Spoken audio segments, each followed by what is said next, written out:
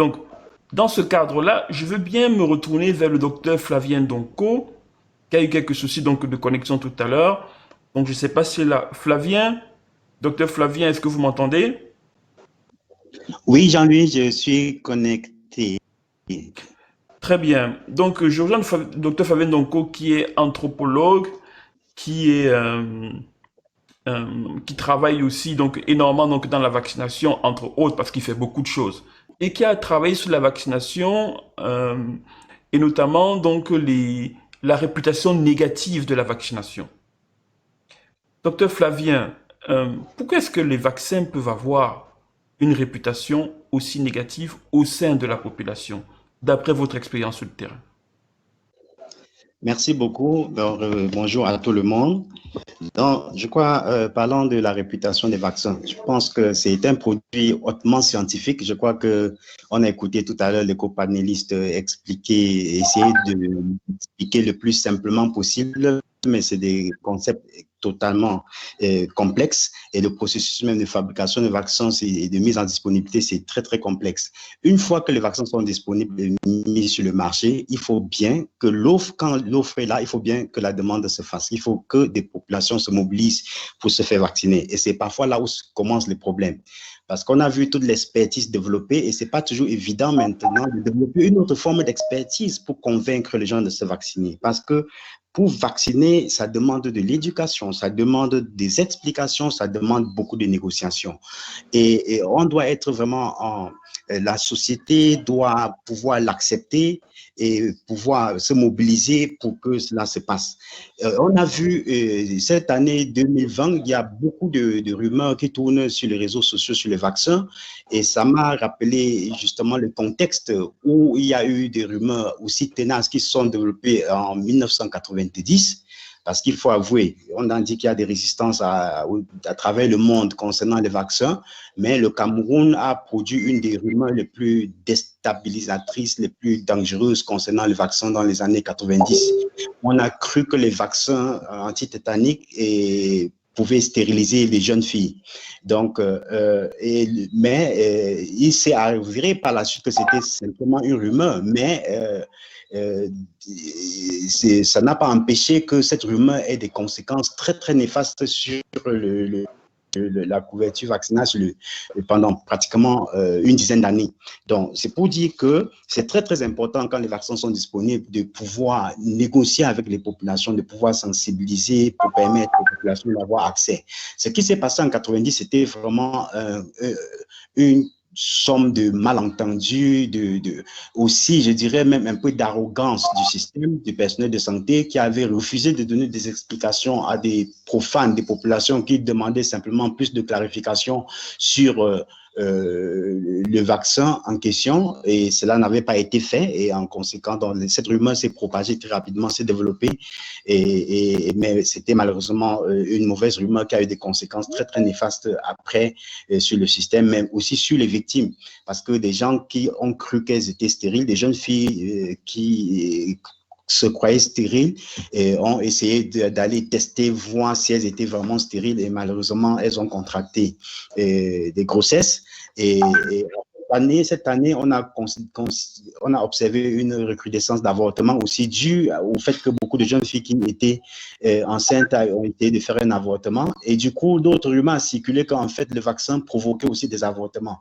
Donc, pour dire que quand les populations ne sont pas bien informées, quand il n'y a pas une bonne négociation avant le lancement des vaccins, ça peut poser beaucoup de problèmes. Il ne faut pas toujours se précipiter parce que la tendance est toujours de dire oui, on a des retards en termes de couverture, il faut vite accélérer pour faire monter la couverture. C'est un risque. Il faut prendre beaucoup de temps pour négocier, pour discuter, sensibiliser, informer les populations avant de lancer toute campagne, les faire participer parce que c'est important. Même quand on est encore en phase d'essai, c'est toujours déjà très bon de donner des informations aux populations dans le pays que bon, voilà qu'est-ce qui se prépare, voilà comment ça va se passer et voilà où sera votre contribution pour que les gens soient préparés à l'avance parce que déboucher un matin et vouloir vacciner, ça peut poser des problèmes vraiment qu'on n'arrivera même plus à contrôler après. Donc, moi, je vous prends mot sur l'acceptabilité donc des populations. C'est quelque chose, moi, j'ai vu donc les recommandations du programme élargi de vaccination fait par le Cameroun.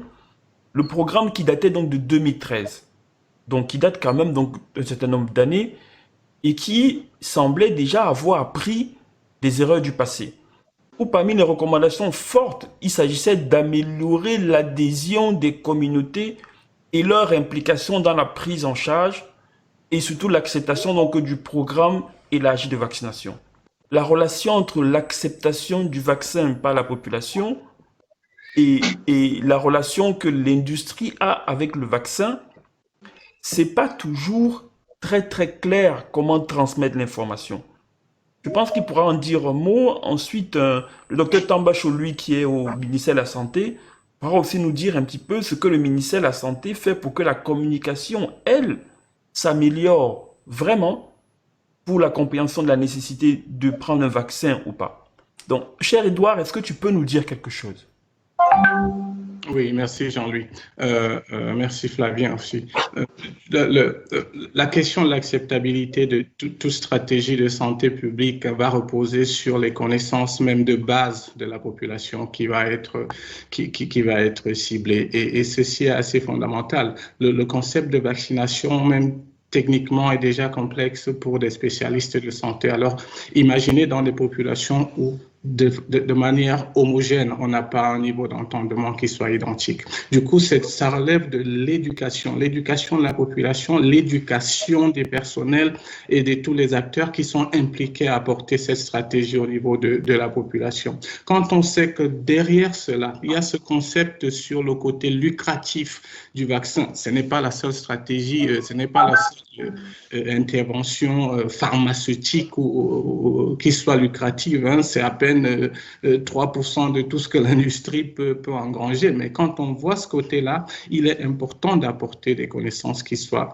fondamentales. Et de toutes les stratégies, de toutes les évaluations qu'on a faites dans différents pays dans lesquels j'ai été impliqué, ce côté perception et ce côté connaissance même de base était fondamental.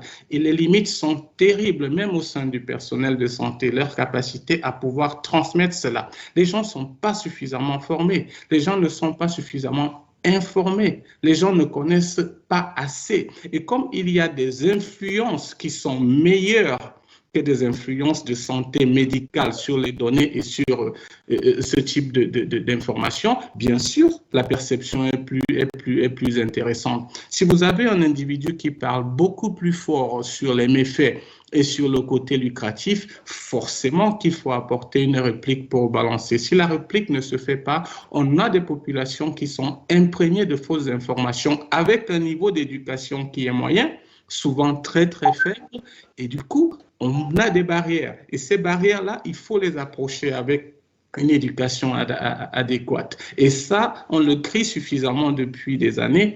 Le niveau de connaissance sur les notions même de base est très bas. On peut mettre l'accent là-dessus. Tous les programmes et toutes les stratégies relèvent cela. Bien sûr, il y a des progrès, hein, très lents certes, mais il y a des progrès. Il faut y aller. Il faut briser ce type de réticence-là avec ces approches directes en population. Avant d'introduire, bien sûr, il faut le faire. Après qu'on ait introduit, et il faut continuer de le faire. Oui. Merci Edouard. Avant de passer la parole au docteur Tambacho, donc je vais prendre en ligne donc le docteur Bissé qui est donc sur les réseaux sociaux et qui regarde les questions des téléspectateurs, de ceux qui nous suivent. Dis-moi Ulrich, qu'est-ce qui se dit sur le forum? Oui, alors bonjour encore une fois de plus. En effet, il s'agit d'un thème d'actualité qui recouvre plusieurs enjeux. Alors, tout à l'heure, le docteur Betsem a intervenu et ça a subitement attiré la curiosité d'une auditrice, Madame Mangan. Alors, la question qu'elle posait s'adressait principalement au docteur Betsem. Elle voulait savoir qu'est-ce qu'il pense du fait qu'il compare l'industrie pharmaceutique, alors la lutte contre les maladies, à l'industrie des vendeurs d'armes, lutte contre la guerre. N'y aurait-il pas de conflit d'intérêts? Ceci revient du fait que vous avez parlé tout à l'heure de l'aspect lucratif et c'est la question que la plupart des personnes se posent entre ces petits guéguerres, qui fait quoi, qui aide pourquoi. Ok, merci beaucoup Ulrich. Donc je pense que c'est un sujet qui est brûlant qui va continuer à être brûlant. Est-ce que l'industrie pharmaceutique ne regarde pas la vaccination seulement d'un angle de vue de profit? Edouard va pouvoir nous dire un mot dessus tout à l'heure. Je donne la parole d'abord au docteur Tambacho, qui va nous dire un petit peu, au sein du ministère de la Santé, il y a quand même un certain nombre de mesures qui ont été prises pour faciliter la compréhension et l'acceptabilité et l'information sur les vaccins. Docteur Tambacho. Okay, thank you. Concerning the acceptability of vaccine in Cameroon, it varies depending on the setting. In rural areas, vaccine is generally accepted. Where the problem you have there is problem of access, and once the health personnel go towards the population, they accept the vaccine. At the level of the urban area, that's where our main problem is, where you have free access to internet, and there has been growing sentiments, anti-vaccination sentiments. That's where the main issue is. So at the level of the ministry, what we have done now is to reinforce the capacities of actors at the level of the major urban areas.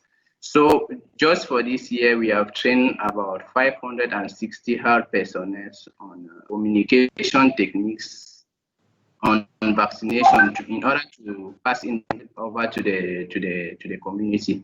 And at the level of the expanded program of immunization, there is a communication department which has a Facebook platform that gives adequate information. They are also on Twitter and on YouTube. So all the essential messages on vaccinations are being passed through those forums. And I would also like to thank you for this initiative, because it's also an opportunity for Cameroonians to really know the importance of vaccination, so that together we can vaccinate our children and protect them from various diseases.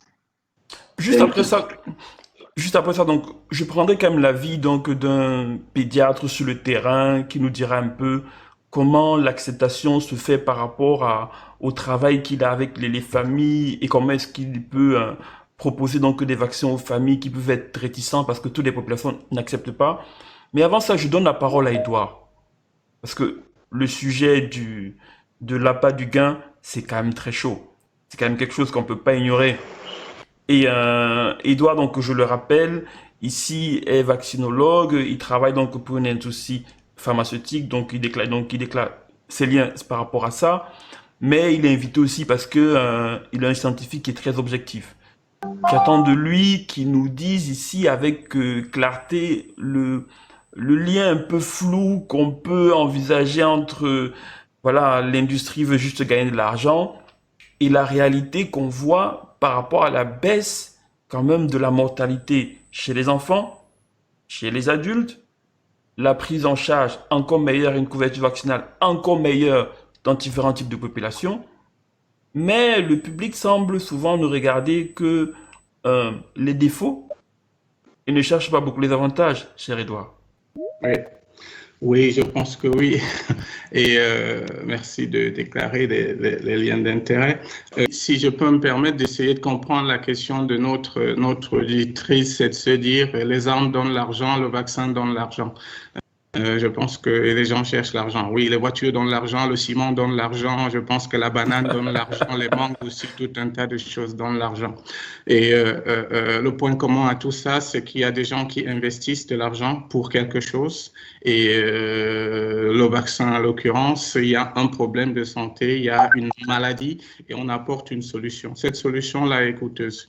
Et en général, des gens qui mettent un investissement pour développer une solution, donc les méthodes, donc les technologies peuvent être complexes, ont pour souci de revenir sur ces investissements-là. Et ça, c'est une des approches qu'il faut comprendre de l'industrie du vaccin. C'est le côté retour sur investissement. C'est pour ça que les grosses pharma vont investir des sommes colossales sur développer, vont surtout cibler des marchés où il y a ce côté financement privé, où il y a ce côté remboursement, où il y a ce côté pouvoir d'achat qui peut faire un retour sur investissement assez rapidement.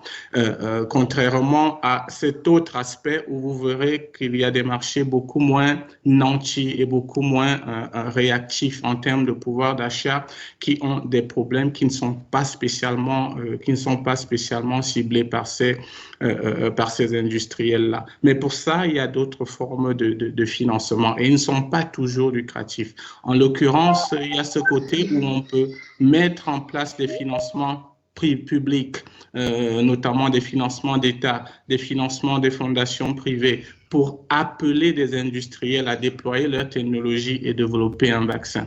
Et c'est là où vous avez des organes comme Gavi qui préfinancent, qui subventionnent en l'occurrence. Et Gavi, c'est un consortium mondial avec des États qui participent, avec des financements de fondations privées qui donnent de l'argent et qui disent il y a des problématiques quelque part, il faudrait que vous, industriels, vous développiez à bas coût des vaccins qu'on va apporter à ces populations-là pour des coûts qui sont souvent très, très petits. Cher Edouard, je rebondis très rapidement sur industrie privée et entreprises privées donc, qui travaillent toujours pour la couverture vaccinale. Ça me permet donc d'introduire en même temps ici, donc je reviendrai vers toi tout à l'heure, Dr Tatiana Dikessi. Elle est épidémiologiste de terrain. Elle a travaillé pendant plus de 5-6 ans sur la vaccination donc dans le littoral et continue donc à travailler donc sur la vaccination. Et donc, Dr Dikessi, cette polémique de la vaccination, cette polémique du vaccin et de l'acceptation par les populations sur le terrain, comment est-ce que vous le vivez, vous, en tant que professionnel? Qu'est-ce que vous avez comme retour? Ok, je disais tantôt que les controverses, elles sont légion, elles sont nombreuses et d'autant plus grandissantes dans le milieu urbain, comme le disait notre collaborateur tout à l'heure. Et lorsqu'on parle de vaccination et de prévention des maladies, des décès, on peut comprendre qu'avec le recul de beaucoup de ces maladies, la perception du risque est soit vraiment différente. Je pense que les populations, beaucoup de populations ne perçoivent plus le risque pour les maladies de la même façon. Ce qui peut faire qu'on peut penser que bon, telle maladie a reculé, pourquoi est-ce qu'on doit continuer à vacciner, ou alors pourquoi est-ce qu'on a besoin de faire un rappel de vaccination ou quoi que ce soit. Je voudrais revenir encore au-delà de l'intérêt sur la prévention, sur l'intérêt économique de la vaccination. La vaccination reste un investissement des plus rentables en santé publique. Parce que s'il faut attendre qu'il y ait beaucoup de décès, beaucoup de mortalité, beaucoup de morbidité en rapport avec cette maladie et pouvoir les prendre en charge, on est largement au-dessus des coûts d'investissement liés à la vaccination. Aux États-Unis, par exemple, l'analyse des coûts-bénéfices fait apparaître qu'un dollar investi dans une dose de vaccin permet de réduire les dépenses de santé de moins de... Au Kenya, les études d'analyse coût-bénéfice de la vaccination dans un contexte africain, le Kenya en l'occurrence, montrent d'un gain de plus de 12 millions de dollars dans les 10 années qui suivent l'implémentation de programmes systématiques de vaccination. Donc, on investit aujourd'hui beaucoup, certes, mais on fait un gain substantiel dans le temps. Ce que moi je retiens, donc, c'est que l'investissement qu'on met dans le vaccin, même si les industries pharmaceutiques gagnent de l'argent, c'est de l'argent qu'on économise dans le temps pour la santé. C'est-à-dire, il est préférable d'investir de l'argent maintenant pour éviter que les gens ne tombent malades ou bien n'aient des maladies que d'attendre plus tard et investir le double ou bien le triple pour ces mêmes personnes pour les soigner. Surtout que chez nous, dans le contexte camerounais actuel, il n'existe pas encore de couverture de santé universelle pour tout le monde. On sait que ça va venir on attend ça de tous nos voeux le plus rapidement possible. Ça me permet donc d'approcher quelqu'un qui est à la vaccination, je dirais, au quotidien, qui affronte donc les populations et puis leurs interrogations donc sur la vaccination, que ce soit des gens qui soient très éduqués, que ce soit aussi donc des familles qui sont un peu moins éduquées. Docteur Patrick Ngou, dans la pratique de tous les jours, quelles difficultés pour la vaccination rencontre le pédiatre ou bien donc rencontre en pédiatrie, et comment est-ce que c'est vécu et par le médecin et aussi par la population? Surtout que je rappelle aussi que, et ça on en a discuté en pré-production, que toutes les populations ne sont pas identiques devant la couverture vaccinale ou bien l'acceptation du vaccin dans les régions au Cameroun. Donc, docteur Patrick Ngou, dites-nous. Donc, je vais dire qu'au Cameroun, on compte pratiquement 150 pédiatres pour près de 15 millions de personnes qui ont moins de 16 ans. C'est pour dire que déjà, même pour nous, atteindre la bonne cible n'est pas chose évidente. Donc, dans la pratique quotidienne, ceux qui sont le plus au contact des enfants, ce sont les médecins généralistes, ce sont les infirmiers, ce sont les sages-femmes. Donc, je ne peux parler que de stratégies que je fais au niveau micro en essayant de donner une visibilité sur les activités que je fais pour que ça essaie un peu de modifier, d'influencer ce qui se passe autour. Donc, l'approche que moi j'ai déjà, c'est que je parle de la vaccination en consultation prénatale. Il m'arrive d'aller voir des femmes enceintes qui sont en termes pour leur parler de la vaccination. Parce qu'il y a certaines d'entre elles qui vont donner le vaccin de l'hépatite B à leur enfant dès la naissance, puisqu'il y a une exposition des fois. On ne va pas attendre la 6e semaine pour vacciner pour ce cas particulier. Également, lors des campagnes de vaccination, on explique. Je vais être présent, je parle des expériences cliniques. Je parle d'un patient que j'ai vu décéder de méningite. Je raconte un peu les conditions dans lesquelles le patient est décédé, combien la famille a dépensé pour avoir dépensé 300 000 francs, 500 000 francs, pour que l'enfant, en fait, revienne avec des séquelles et qu'il soit un fardeau pour la famille. Et en leur disant que vous voyez, le vaccin de la méningite, le vaccin des infections pulmonaires est inclus dans les vaccins gratuits qu'on vous donne jusqu'à 9 mois. Donc, c'est vraiment un contresens pour vous de dire que vous ne prenez pas ces vaccins sur des considérations personnelles ou sur des craintes. Donc, mais de l'autre côté, quand même, les craintes ne sont pas forcément à balayer du revers de la main. Parce que ces craintes-là, elles viennent quand même de quelque part, soit des a priori culturels, soit de l'influence. On a vu des réseaux sociaux qui montent énormément ces derniers temps, soit aussi du fait que la communication sur le bienfait des vaccins est tellement moins relayée que, en fait, les inconvénients ou bien les conséquences qu'il peut y avoir en prenant un vaccin. Donc, quand on regarde donc toutes les campagnes donc de tous ceux qui sont anti-vaccins, ils vont donc se fonder sur des éléments qui certes peuvent être vrais, mais que quand on compare le bénéfice et le risque dans le temps, ne peut plus être mis en avant. Il faut qu'on nuance. On n'est pas là bien évidemment pour embellir, mais on est là pour dire les choses telles qu'elles sont pour que la population comprenne. Et docteur Edouard a parlé tout à l'heure, il a très bien commencé son propos en disant que l'eau potable aussi, c'est une forme de prévention, donc de vaccination. Donc, si on vous demande de choisir entre l'eau potable et le choléra, et le vaccin contre le choléra, je crois que vous allez choisir de l'eau potable. Si on vous demande de choisir entre le bon médicament et la vaccination, je crois que vous allez choisir la vaccination. Et c'est pour ça que depuis pratiquement 10 ans, je milite pour le slogan « Santé par tous ». Parce qu'en fait, ce qui se passe maintenant avec les réseaux sociaux, c'est que la population se rend compte que sa parole compte. Sa parole comptait depuis, mais elle ne s'en rendait pas compte. Donc maintenant, avec les réseaux sociaux, les gens se rendent compte que leur voix compte. Et il y a certains qui veulent juste faire savoir que leur voix compte, même s'il n'y a pas forcément de fondement à ce qu'ils vont dire.